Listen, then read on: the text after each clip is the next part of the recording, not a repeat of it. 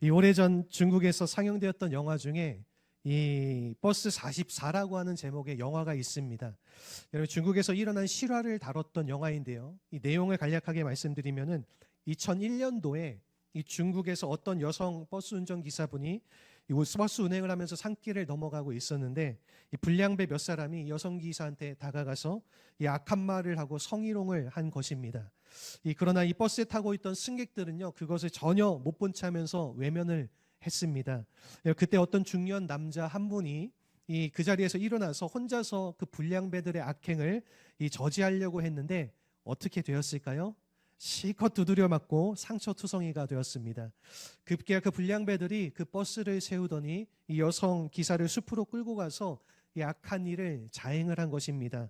한참 뒤에 이 여기사와 불량배들이 다시 버스로 돌아왔을 때에 여기사가 버스에 타자마자 아까 불량배를 저지했던 그 중년 남자에게 이 소리를 지르면서 이 버스에 내리라고 하는 것입니다. 이 남자가 굉장히 당황스러워하면서 아까 당신을 도와주려고 했는데 도대체 나한테 왜 그러느냐 그렇게 말했더니 소리를 더 지르면서 당신이 내릴 때까지 이 버스는 출발하지 않는다라고 단호하게 말을 하는 것입니다. 그래도 이 중년 남자가 버스에서 내리지 않으니까 이 승객들이 같이 힘을 모아서 단체로 이 중년 남자를 강제로 끌어서 버스 밖으로 내어 몰고 그리고 짐도 차 밖으로 던져 버렸습니다. 그리고 버스가 출발했는데 이 기사가 커브길을 돌 때에 갑자기 이 버스가 가속을 하더니 그대로 낭떠러지로 추락을 하고 만 것입니다. 여러분, 그리고 차 안에 타고 있던 사람들이 전원 이렇게 사망을 하게 되는 그러한 이 실화를 담은 그런 영화의 내용입니다. 여러분, 짐작하시겠지만은 왜 이 여성 버스 기사가 중년 남자를 차에서 내리게 했을까요? 그것은 유일하게 불량배들의 악행을 저지했던 그 남자를 살리기 위해서 그 버스에서 내리게 했다라는 것입니다. 그리고 그 악을 보고도 모른 채 외면했던 그 모든 승객들을 데리고 죽음의 다리로 갔다라는 것입니다. 여러분, 이 이야기는요, 중국에서 일어난 실화의 내용이고요. 이것이 버스 44라는 영화로 제작이 되어져서 2002년도에 이 썬댄스 영화제라고 하는 좀 유명한 영화제에 이게 출품이 되었던 아주 유명한 작품 중 하나입니다. 여러분, 이 이야기 속에서 아이러니한 사실이 한 가지가 있습니다. 그것은요, 악을 보고도 나 몰라라 했었던 방조했던 그 승객들이 이 악을 향해서 일어났던 그 남자를 이 버스 밖으로 쫓아낼 때는 모두가 다 적극적으로 이 힘을 합쳤다라는 것입니다. 여러분, 만일 승객들이 힘을 합쳐서 그 악을 향해서 대항했더라면은 여자 기사도 구할 수도 있었겠고 이 자신들도 살 수 있었을 텐데 그것을 보고도 방치했기 때문에 결국에는 함께 죽게 되었다라는 것이죠. 여러분, 어쩌면 이와 같은 것이 우리가 살고 있는 이 현실이 아닌가 제가 이렇게 생각이 되어집니다. 여러분, 악에 대해서는 쉽게 동조하면서 우리가 선에 대해서는 침묵을 하고 외면하는 현실이 우리가 살고 있는 이 땅의 모습일 가능성이 대단히 많은 것이지요. 여러분, 그래서 18세기 아일랜드 출신의 이 영국 정치가인 이 에드먼드 벌크라는 사람이 이런 유명한 말을 남겼습니다. 악이 승리하는 유일한 길은 이 선한 자들이 아무것도 하지 않는 것이다. 무엇입니까? 선한 자들이 가만히 있기 때문에 여러분, 이 악이 팽배한 것이도 팽배해지는 거고 그 결과로 어떻게 되는 거예요? 악이 승리하게 된다라는 것입니다. 여러분, 그러므로 우리가 이 침묵하는 것으로 가만히 끝나서는 안 되고 여러분, 이 악에 대해서 대항할 수 있을 때에 이 세상이 변화되어지고 새로운 삶이 주어질 수 있게 된다라는 것입니다. 여러분, 이런 면에서 여러분과 저는 우리가 그리스도인으로서 이 악한 세상 속에서 살아가고 있습니다. 여러분, 우린 이 세상을 벗어나서 존재할 수가 없는 것입니다. 여러분, 세상 안에서 살 수밖에 없고요. 우리는 매일 이 세상 문화와 접해야 되고 세상 사람들과 살아가야 하는 것입니다. 여러분, 그렇다면 우리 그리스도인으로서 우리가 어떻게 이 세상을 다뤄야지 이 바른 그리스도인으로 살아갈 수 있게 될까요? 우리가 로마서 12장 1절에서 2절 말씀을 보게 되면은요, 이 사도 바울이 그리스도인의 모델을 이렇게 우리에게 제시하고 있습니다. 우리 같이 한번 화면을 보시고 함께 읽어보도록 하겠습니다. 그러므로 형제들아, 내가 하나님의 모든 자비하심으로 너희를 권하노니 너희 몸을 하나님이 기뻐하시는 거룩한 산 제물로 드리라. 이는 너희가 드릴 영적 예배니라. 너희는 이 세대를 본받지 말고 오직 마음을 새롭게 함으로 변화를 받아 하나님의 선하시고 기뻐하시고 온전하신 뜻이 무엇인지 분별하도록 하라. 아멘. 우리가 2절 말씀을 보게 되면 너희가 이 세대를 본받지 마라 이렇게 말하고 있는데, 이 NIV 영어 성경의 번역을 보게 되면은요, 이 세상 자체를 함께 동조하면서 따라서 살아가지 말아라 그렇게 번역을 하고 있습니다. 여러분, 우리의 삶의 과제가 바로 여기에 있는 것입니다. 이 세상과 같이 가는 것이 아닙니다. 세상에 살고 있지만은 우리가 이 세상 속에 들어가서 변화를 일으킬 수 있는 것. 왜냐하면은 여러분, 이 하나님은 우리의 가슴 속에 이 복음을 주시지 않았습니까? 여러분, 이 살아있는 그리스도를 우리에게 주신 것입니다. 여러분, 이 세상이 가지지 못한 참된 생명의 그 능력의 원천을 우리에게 주셨기 때문에 우리가 이 세상에 들어가게 되면은 이 세상은 변화가 일어나야 한다라는 것입니다. 여러분, 이와 같이 우리의 삶 자체가 세상을 바꾸고 변화시킬 수 있는 것. 여러분, 이것이 바로 성경이 제시하고 있는 이 그리스도인의 삶의 모습이라고 할 수가 있습니다. 여러분, 그런데 한 가지 문제는요, 이와 같은 삶을 사는 것이 쉽지가 않다라는 것입니다. 너무나 세상 속에 젖어서 살다가 보니까 여러분, 우리가 어떻게 이 자신이 세상과 구별될 수가 있는지, 우리의 과제는 우리가 잘 알지만은 나 자신을 변화시키는 것도 쉽지 않은데 어떻게 내가 세상을 변화시킬 수가 있을까? 우리가 그런 의문을 가지고 살아간다라는 것입니다. 여러분, 우리의 과제는 잘 알겠는데 이 과제를 실천하기에는 이 너무나 힘겨운 문제들이 많이 있다라는 것이죠. 여러분, 우리가 어떻게 하면 이 세상 속에 들어가서 이 세상을 변화시킴으로써 하나님의 기뻐하시고 선하시고 온전하신 뜻을 우리가 감당하며 살아갈 수가 있을까요? 오늘 본문을 보시면은요, 여러분, 오늘 본문은요, 사회적 문제에 집중되어져 있음을 우리가 확인할 수가 있습니다. 그래서 11절에서 12절의 말씀을 보시면은 여러분, 이스라엘 사회에서 진행되고 있었던 이 약자들을 박해하고 그 세금을 통해서 사람들을 압제하고 이 자신들의 배만 채우는 그러한 현상들이 지금 만연해 있음을 고발하는 모습이 오늘 본문에 기록이 되어져 있고요. 11절의 말씀에 보면은 이 다듬은 돌로 집을 건축했다 이렇게 말하고 있는데, 여러분, 이것은요 굉장히 화려한 집이라는 뜻입니다. 여러분, 고대 이스라엘 사회는요 일반적으로 집을 지을 때 흙이나 석회로 짓는데 이 돌로 지었다라는 것은요 굉장히 화려한 저택을 말한다라는 것입니다. 여러분, 그러므로 너희가 부당한 돌을 착취해서 이 훌륭한 집을 지어 놓았지만은 거기서 살 수가 없을 것이다. 그렇게 말씀을 하고 있죠. 사람들을 압제해서 포도원을 장악하고 그리고 포도주를 많이 거뒀지만은 그것을 너희가 마시지 못할 것이다. 그렇게 말씀하고 있는데, 이것은요 하나님께서 이 불의하게 모은 이 돈들은요 자신들이 아무리 많이 모을지라도 그것을 사용할 수 없다라는 사실을 분명하게 밝히고 있다라는 것입니다. 여러분, 이것이 바로 그 당시 악한 사회상인데, 이러한 악한 사회를 향해서 14절에서 15절 말씀을 보게 되면은 그럼에도 불구하고 하나님께서 일만의 희망을 걸고 이렇게 말씀을 하십니다. 14절에서 비록 너희들이 악한 일을 했지만은 지금이라도 선을 구하면 하나님이 함께 하심을 제시하고 있는 것입니다. 우리가 15절을 보시면은 여기서 너희들이 만약 하나님께로 돌아와서 선을 행한다라면은 이 요셉의 남은 자들, 이 남아있는 이스라엘 백성 중에서 그래도 신실한 자들이 있다라면은 하나님께서 불쌍히 여기신다. 그렇게 말씀을 하시는 것입니다. 우리는 여기서 일말의 희망을 볼 수가 있습니다. 하나님께서 이 은혜의 기회를 다 닫아놓으신 것이 아니라요, 여러분, 이것을 열어놓았다는 사실을 우리가 확인할 수가 있는 것입니다. 여러분, 그래서 영국의 유명한 주석가인 찰리 엘리엇이라는 분이 여러분 오늘 본문을 이렇게 묘사를 했습니다. 어둠을 뚫고 비추는 한 줄기 햇살과 같은 말씀이다. 여러분, 하나님께서는 우리들에게 다시 한번 기회를 주고 싶어 하시는 줄로 믿습니다.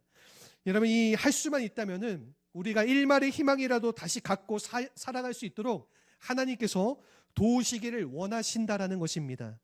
여러분, 그런데 우리가 바른 자세로 하나님 앞에 나아가지 않는다라고 하면은 우리가 아무리 하나님께서 그런 기회를 주고 싶으셔도 우리는 그 기회를 누릴 수가 없게 되는 것입니다.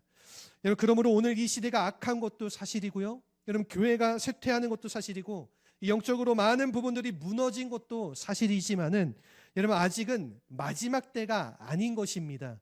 여러분, 그래서 우리가 너무 쉽게 포기하면은 안 되는 것입니다.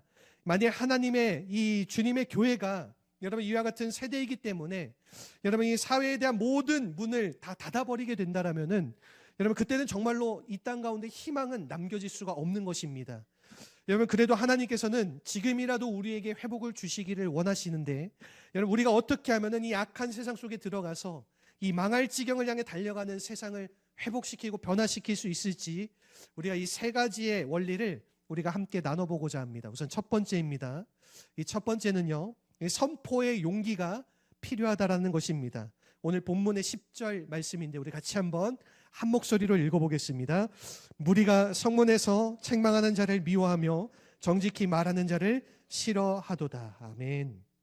여러분 우리가 일반적으로 이 부패한 사회에서는 이 진실에 대해서 말하는 것 다 싫어합니다. 여러분 이 본인도 불편하고 듣는 사람도 불편하기 때문에 여러분이 일반적으로 진실을 말하려고 하지 않는 것이 바로 부패한 사회의 특징이라는 것입니다. 여러분 그래서 그들이 침묵하고 모른 채 다 지나가 버린다라는 거지요. 여러분 아마도 그 당시에 이스라엘 백성들의 모습이 이러했던 것 같습니다. 이 고대 사회에서 여러분 이 성문이라고 하는 곳은요, 이 성의 입구로 많은 사람들이 모이는 장소입니다. 여러분 이곳에서 재판도 하고 뭐 중요한 일이 있으면 사람들에게 알리기도 하는 그러한 자리인데, 그러므로 여러분 이 성문에서 이 책망하는 자, 그 말씀은요 많은 사람들 앞에서 이 하나님의 말씀을 선포하는 선지자들을 말하는 것입니다. 우리가 예레미야 17장을 보게 되면은 이 예레미야 선지자도 성문 앞에서 이 말씀을 선포했다라고 하는 그러한 기록이 남겨져 있습니다. 여러분 이같이 성문에 올라가서 하나님의 말씀을 선포하면은 사람들이 좋아한다라는 걸까요? 싫어한다라는 걸까요? 싫어한다라는 것입니다. 다 미워하고 싫어한다라는 거예요. 여러분 오늘날도 이와 똑같지 않습니까? 여러분 이 진리의 말씀을 선포하면은 좋아할 것 같지만은 굉장히 부담스러워합니다. 여러분 그런 말을 계속하면은요 인기가 없어요. 여러분 그래서 그러다 보니까 이 복음을 조금이라도 바꿔서 아주 달콤한 말로, 아주 좋은 말로 하려고 하는 것이 이 설교자들과 사역자들에게 오는 여러분 이 유혹이라는 것입니다. 여러분 그런데 이것을 우리는 조심해야 되고 이것은 대단히 위험한 것이라는 거죠. 여러분 아무리 세상이 싫어하고 사람들이 부담스러워할지라도 여러분 이 진리는 진리라는 것입니다. 여러분 선포해야 한다라는 것입니다. 여러분 지금 사람들이 죽어가고 있고 이 영혼들이 상해가고 있는데 이 좋은 우리가 말로 사탕발림으로 한다라고 해서 여러분 그 문제가 해결되어지겠습니까? 결코 그렇지 않은 것입니다. 진실을 말해줘야 한다라는 것이죠. 얼마나 아픈지, 얼마나 상해 있는지 이거를 정확하게 말해줘야지. 이 듣고 싶지 않지만 하나님의 말씀을 우리가 들려줄 때에, 그 말씀을 선포할 때에 변화가 일어나게 된다라는 것입니다. 여러분 특별히 하나님의 복음에는 능력이 있는 줄로 믿습니다. 여러분 이 복음이 선포되는 곳에는 반드시 변화가 일어나게 되어 있는 것입니다. 그래서 우리가 로마서 1장 16절 말씀을 보면 우리가 잘 아는 말씀인데 사도 바울은 이렇게 말씀하고 있습니다. 우리 같이 한번 한 목소리로 크게 읽어보겠습니다. 내가 복음을 부끄러워하지 아니하노니 이 복음은 모든 믿는 자에게 구원을 주시는 하나님의 능력이 됨이라. 먼저는 유대인에게요 그리고 헬라인에게로다. 아멘. 여러분 바울은 복음을 부끄러워하지 않았기 때문에 어딜 가든지 그 복음을 선포를 했던 것입니다. 우리가 왕 앞에 가든지, 그가 감옥에 들어가든지, 천한 자들 앞에 서든지, 지성인들 앞에 서든지 복음을 부끄러워하지 않고 그 복음을 외치며 살아갔던 것입니다. 그 이유가 무엇인지 아십니까? 복음은 믿는 자들에게 구원을 주시는 하나님의 능력이기 때문인 것입니다. 여러분 오늘 하나님의 이 주님의 몸된 교회가 이 복음을 부끄러워해서는 안 될 줄로 믿습니다. 여러분 예수를 믿는다는 사람들이 이 복음을 부끄러워하거나 전하는 것을 주저하게 된다라면은 이 땅에는 희망이 남겨질 수 없는 것입니다. 이 힘들더라도 우리가 복음을 외치고 진리를 선포할 수 있어야 한다라는 것입니다. 그래야지 이 세상이 변하고 하나님께로 돌아오게 되는 것입니다. 이 미국의 월드미션 대학교라고 하는 이 신학교를 세워서 여러분 이 아주 귀하게 사역을 하셨던, 지금은 하늘나라 가신 이 고 임동선 목사님이라는 분이 계시는데 이분이 겪었던 한 가지 일화가 있습니다. 여러분 이분이 군목 출신인데요. 여러분 옛날에 이 한국 공군에서 이 특정한 이 행사에 그 예배를 이분이 인도를 하는데 그 당시 대통령이었던 이승만 대통령이 자리에 함께 참여를 한 것입니다. 여러분 서슬이 시퍼런 시절이 아닙니까?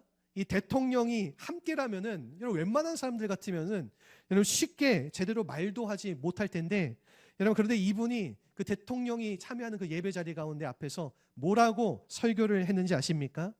이렇게 설교를 했습니다. 저 경무대부터 철저한 회개가 먼저 있어야지 이 나라에 축복이 임하고 이 살 길이 열릴 것입니다. 이분이 이렇게 이승만 대통령 앞에서 설교를 했다고 합니다. 여러분 경무대가 그 당시 경무대라는 것은요 대통령 집무실을 말하는 것입니다. 오늘날로 말하면 청와대와 같은 곳입니다. 여러분 이 경무대가 먼저 회개하지 거리가 먼저 거룩한 곳으로 변화되어져야지 한국 땅이 변하지 경무대가 부패한데 어떻게 하나님의 축복이 열릴 수가 있겠습니까? 여러분 이 참 대단한 선포가 아닐 수가 없는 것입니다. 보통 사람이라면 할 수 없는 이 용기가 아니죠. 여러분 이것 때문에 이 임 목사님이 잘렸을까요? 아니면은 계속 복무를 했을까요? 여러분 참으로 감사하게 전역할 때까지 하나님께서 잘 사용해 주셨다라고 합니다. 여러분 오늘 우리에게 이와 같은 용기가 있어야 할 줄로 믿습니다. 여러분 우리는 너무 쉽게 타협하고 너무 쉽게 세상을 따라서 나아가기 때문에 우리가 이 복음의 능력이 우리의 삶의 자리 가운데 나타나지 않는다라는 것입니다. 여러분 그러므로 이 사람들이 복음에 대해서 부담을 가질지라도 여러분 우리는 말하지 않을 수 없다라고 결심을 하고 그리고 이 복음을 선포하며 살아가야 할 줄로 믿습니다. 그러한 우리 모두가 되시기를 주님의 이름으로 축원합니다. 우리 두 번째는요. 침묵의 지혜가 필요하다는 것입니다. 오늘 본문의 13절의 말씀인데 우리 같이 한번 한 목소리로 읽어보겠습니다. 그러므로 이런 때에 지혜자가 잠잠하나니 이는 악한 때임이니라. 아멘. 여러분 제가 앞서서 선포하라고 말씀을 드렸는데 또 오늘 이 두 번째 침묵하라고 이 말씀을 드리니까 좀 상반되는 것처럼 느껴지실지 모르지만은요. 제가 말하는 이 침묵이라고 하는 것은 입을 닫고 있으라는 그러한 의미가 아닙니다. 여러분 침묵에는요 두 종류의 의미가 있어요. 첫 번째는 우리가 잘 알다시피 입을 닫고 말을 안 하는 아예 그렇게 이 말을 하지 않는 침묵이 있고 두 번째는 뭐냐면요 우리가 입은 닫고 있어도 우리가 이 몸으로 나타내는 것, 삶으로 드러내는 이 침묵이라는 것이 있다라는 겁니다. 말보다 더 중요한 메시지가 여러분 우리에게 필요하다는 의미입니다. 여러분 앞서서 우리가 읽은 13절 말씀을 보게 되면은 여러분 이런 때가 악한 때라고 지금 말하고 있는데요. 여러분 아마도 이 세상이 악해질 대로 악해져서 더 이상 말씀을 선포해도 귀 기울여서 듣지 않는 그러한 이때 말로 선포하는 것만으로도 충분하지 않은 그러한 시기를 뜻할 수가 있습니다. 여러분 더구나 이 만약 악한 자들이 여러분 이 지혜자들을 체포해서 그 입술을 막아버린다라고 하면은 여러분이 더 이상 선포한다라는 것이 불가능하지 않겠습니까? 여러분 그런데 이 지혜자를 붙잡아서 그들의 입을 봉한다라고 해서 여러분 그가 전하고 싶은 그 메시지까지 막을 수 있을까요? 여러분 그건 아닌 것입니다. 여러분 오히려 이 침묵 가운데서 보여주는 그 삶의 태도나 이 외치는 소리가 더 힘이 있을 때가 많이 있다라는 것입니다. 여러분 그 대표적인 예가 바로 예수님이십니다. 여러분 우리가 잘 아시는 것처럼 여러분 예수님께서는 악한 세대를 깨우는 아주 위대한 설교자이고 선포자이셨습니다. 여러분 인류 역사상 이 예수님만큼 이 하나님의 말씀을 능력 있게 전한 이 설교자는 없었습니다. 여러분 그런데 이 예수님이 체포당하셨을 때 어떻게 하셨을까요? 아이러니하게도 여러분 침묵하셨습니다. 우리가 이사야서 53장을 보게 되면 이렇게 기록을 하고 있습니다. 마치 도살장으로 끌려가는 어린 양처럼 이 잠잠하고 입을 열지 않았도다. 여러분 예수님은 위대한 말씀의 선포자이셨음에도 불구하고 여러분 그가 체포당하셨을 때에 그 입을 다물며 침묵을 하셨다라는 것입니다. 여러분 그리고 십자가에 달려서 처형을 당하셨다라는 것이죠. 여러분 이 우리가 뒷부분을 보게 되면은 여러분 이 사단이 마치 승리한 것처럼 보여집니다. 여러분 사단이 그 입을 막았으니까 사단이 마치 이긴 것처럼 보여지지만은 여러분 그러면은 기독교 역사는 여기서 막을 내리게 되었던 것일까요? 결코 그렇지 않습니다. 여러분 이 예수님께서는 침묵하셨지만은 오히려 이 십자가라는 사건을 통해서 누구보다도 강력한 메시지를 여러분 선포를 해 주셨다라는 것입니다. 여러분 인류 역사를 바꿀 만큼 가장 강력한 그 메시지가 바로 십자가의 사건 이 자체라는 것입니다. 여러분 하나님께서 그분 자신을 다 비우고 여러분 죄인인 우리를 위하여서 죽으신 그 사건만큼 이 인류의 역사 속에 위대한 메시지가 어디 있겠습니까? 여러분, 이 십자가가 이 강도를 바꾸어 놓았습니다. 이 십자가가 백부장을 바꾸어 놓았고요. 이 십자가가 이 사도 바울과 같은 사람들을 바꾸어 놓았습니다. 여러분, 뿐만 아니라 이 십자가는 온 인류의 운명을 바꾸어 놓지 않았습니까? 그리고 이 십자가가 오늘날 우리의 삶을 변화시켜 주실 줄로 믿습니다. 여러분, 그러므로 우리가 침묵하지만은 이 침묵 속에 담겨져 있는 이 십자가의 메시지, 이것이 얼마나 위대한 메시지인지를 우리가 다시 한번 기억할 수 있어야 하는 것입니다. 고린도전서 1장 22절에서 24절의 말씀을 보게 되면은 이 사도 바울이 이렇게 말하는 내용이 있습니다. 우리 같이 한번 한 목소리로 읽어보도록 하겠습니다. 유대인은 표적을 구하고 헬라인은 지혜를 찾으나 우리는 십자가에 못 박힌 그리스도를 전하니 유대인에게는 거리끼는 것이요 이방인에게는 미련한 것이로되 오직 부르심을 받은 자들에게는 유대인이나 헬라인이나 그리스도는 하나님의 능력이요 하나님의 지혜니라. 아멘. 이 말씀을 꼭 기억하실 수 있기를 바랍니다. 여러분, 세상은 십자가를 모르기 때문에 미워하고 배척할지 모르지만은 십자가는 하나님의 능력인 줄로 믿습니다. 십자가는 하나님의 지혜인 줄로 믿습니다.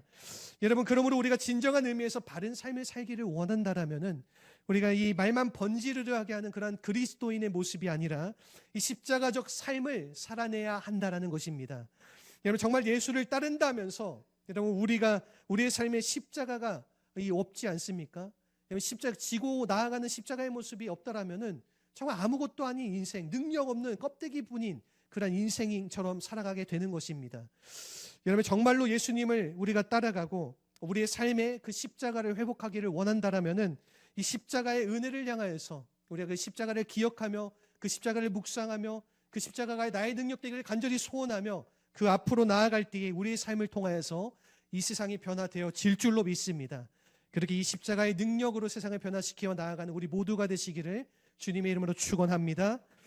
우리 마지막으로 세 번째는요, 내적 변화에 능력이 필요하다는 것입니다. 오늘 본문에 우리가 마지막 16절 17절의 말씀인데요, 우리 같이 한번 한 목소리로 읽어보겠습니다.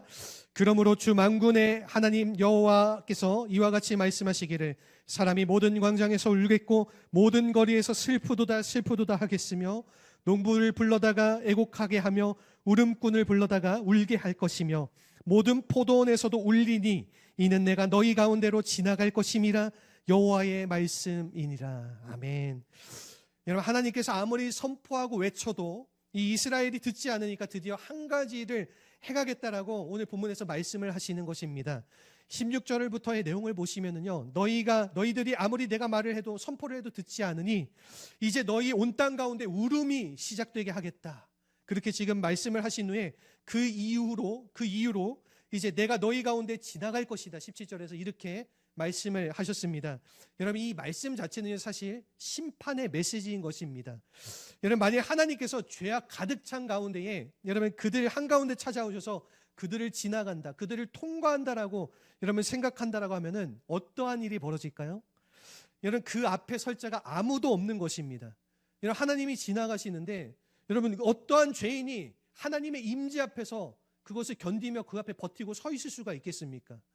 여러분이 다 그 앞을 하나님이 지나가시게 되면은 모든 죄인들은 하나님이 지나가시는 그 앞에서 다 죽게 되어진다라는 것입니다. 여러분, 그러므로 이 말씀이 가지고 있는 1차적 의미는요, 심판의 의미를 담고 있습니다. 여러분, 그런데 동시에 이 말씀 속에 하나님의 희망이 함께 담겨져 있다라는 것입니다.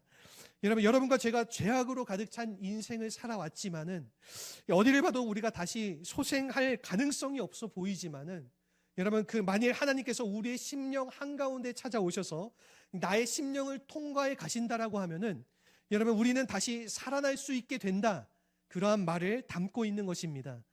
여러분, 왜냐하면 하나님은 그 자체가 생명이시기 때문에 여러분, 하나님이 통과하시는 곳마다 이 생명의 역사가 일어나게 된다라는 것입니다. 여러분, 아무리 어두운 곳이라도 하나님이 가시면은 그곳 가운데에 빛이 시작이 되어지는 것입니다. 여러분, 아무리 상한 심령이라도 하나님이 가시면은 생기가 살아나게 된다라는 것입니다. 여러분, 이것이 바로 에스겔이 본 환상의 내용이 아닙니까? 우리가 이 말라 비틀어져서 도무지 희망 없어 보였던 이 뼈다귀와 같았던 그 이스라엘 민족들이 여러분이 하나님의 신이 운행하자 그들이 살아나게 되었습니다. 여러분이 생기가 회복되고 큰 군대가 되었던 사실을 여러분 성경은 우리에게 기록해서 나타내주고 있지 않습니까? 여러분 그렇다고 해서 우리가 가만히 있으면 이러한 역사가 일어나게 될까요? 여러분 결코 그렇지 않습니다. 여러분 우리에게는 우리에게 있는 이 죄의 문제를 처리해야지 이 역사가 일어나게 된다라는 것입니다.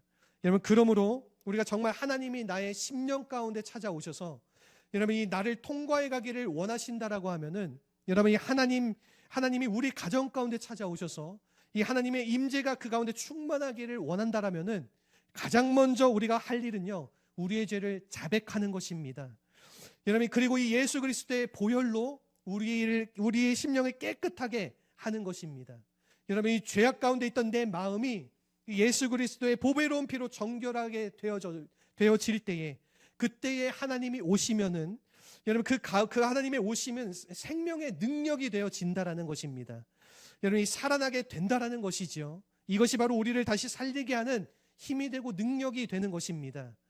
여러분 그러므로 오늘 이 사회가 여러분 죽은 사회다 이렇게 말하고 있지만은 여러분 우리 민족이 타락하고 주를 멀리 떠나갔기 때문에 쇠퇴하고 있다 우리가 그렇게 말하고 있지만은 여러분 심지어 이 주님의 교회가 이 생기가 없고 말라 비틀어져 가고 있다 그렇게 말하고 있지만은 여러분 지금이라도 우리가 이 하나님 앞에 돌아가서 우리의 죄를 자복하고 그리고 하나님의 임재를 구하고 성령님의 임재를 구하기만 한다라면은 여러분 우리는 다시 살아날 수 있게 된다라는 것입니다. 하나님은 아직도 희망을 버리시지 않으셨습니다. 여러분 거의 죽어가는 인생, 이 꺼져가는 삶의 현실이지만은 우리가 이 일말의 희망을 가지고 하나님께서 지금도 여러분들과 저를 부르고 계시고 우리를 통해서 이 땅을 변화시킬 계획을 가지고 계시는 줄로 믿습니다. 한 목사님이요, 이 코로나 이후에 한국교회를 진단하면서 쓴 글의 내용이 있는데요, 이 내용이 이 세 가지 유형의 교회가 있다. 코로나 이후의 교회가 이 세 가지 유형의 교회로 구분이 되어진다. 이렇게 말을 했습니다. 첫 번째는요, 사라진 교회들. 이 코로나 이후에 약 10,000개 이상의 교회들이 사라졌다라는 통계가 있습니다. 여러분 그러므로 이 코로나 거친 이후에 많은 교회들이 사라지게 되었다. 사라진 교회들이 있다라는 것이죠. 두 번째로는 겨우 명맥만 유지하는 교회들. 이 코로나를 겪게 되면서 이제는 교회가 다 힘이 없어지고 약해져가지고 겨우겨우 생존만 하고 있는 그러한 교회들이 있다라는 것입니다. 그리고 마지막으로 세 번째 교회의 모습이 뭐냐면요, 이 돌파하는 교회가 있다. 그렇게 말을 한 것입니다. 위기가 오고 이 코로나 때문에 문제가 왔을지라도 이것을 돌파하면서 오히려 위기를 기회로 삼고 뛰어넘어서 하나님께서 정말로 원하시고 바라시는 그런 교회 모습으로 세워가는 그러한 아름다운 교회가 있다라는 거예요. 그러한 돌파하는 교회. 여러분, 이 사랑하는 성도 여러분, 우리의 삶이 사라지는 교회처럼 그렇게 없어지기를 원하십니까? 여러분, 아니면 죽지 못해서 사는, 겨우겨우 하루하루 그렇게 생존해서 사는 그러한 삶을 살아가기를 원하십니까? 여러분, 아니면은 정말로 우리한 모든 문제와 위기를 우리가 뛰어넘고 돌파해서 여러분 정말 하나님께서 우리의 삶을 통하여서 그분의 기적을 이루시고 하나님의 영광을 선포하며 이 세상을 변화시키며 나아가는 여러분 그러한 예수의 복음을 전파해서 이 어두운 세상 속에 이 참된 이 빛을 증거하며 밝은 세상으로 우리가 이 세상을 변화시키며 나아가는 그러한 삶을 살아가기를 원하십니까? 사랑하는 성도 여러분, 우리 모두가 참 예수의 사람이 되어서 이 세상을 변화시키는 주역이 되시기를 주님의 이름으로 축원합니다. 여러분, 우리의 심령 가운데 그러기 위해서는 먼저 말씀이 필요한 것입니다. 여러분, 이 복음이 우리에게 필요한 것입니다. 여러분, 내가 먼저 이 복음 받지 않으면요, 이러한 변화가 이 세상 가운데 나타날 수가 없는 것입니다. 여러분, 그리고 우리 모두에게 이 십자가의 삶이 필요한 줄로 믿습니다. 영광을 위한 삶, 이 세상을 위한 삶, 나를 만족시키기 위한 그런 삶이 아니라 이 예수님이 그러하셨던 것처럼 우리도 그 십자가의 삶을 살아가게 될 때에 여러분 우리의 삶을 통하여서 이 세상 가운데 우리의 삶의 자리 가운데 놀라운 변화가 일어나게 되어질 줄로 믿습니다. 여러분 무엇보다도 우리의 마음속에 여러분이 성령께서 임재하셔서 이 성령이 주시는 그 생기가 가득 찰 때에 우리가 이 세상을 정복할 수 있게 되고 세상을 넘어설 수 있게 되고 참된 차원의 변화를 만들어낼 수 있게 될 줄로 믿습니다. 이러한 변화를 우리를 통해서 이루어가시는 그 하나님의 놀라운 능력을 누리며 살아가시는 우리 모든 사랑하는 군포선 성교 성도님들이 되시기를 주님의 이름으로 축원합니다. 아멘. 우리 이 시간 하나님 앞에 결단하고 우리 찬양하며 기도하기를 원합니다. 오늘 우리 들은 말씀 생각하며